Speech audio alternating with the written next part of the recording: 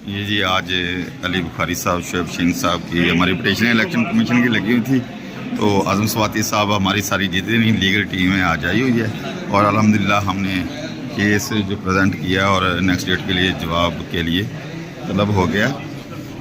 एक में 28 तारीख पड़ गई 129 में। तो इंशाल्लाह ताला ये सारे ये देखिए सारे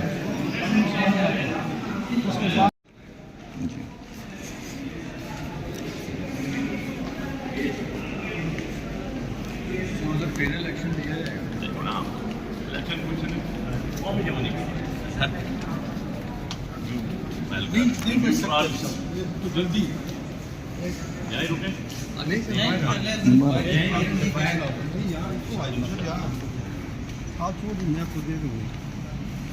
सी गाड़ी दी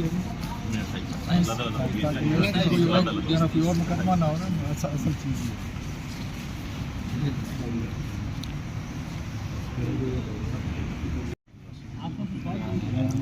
कैसी हैं आप? ठीक है, सीनियर बंदे हैं पकड़ इधर आ मुझे कोई नहीं बुलाएगा मैं सुन से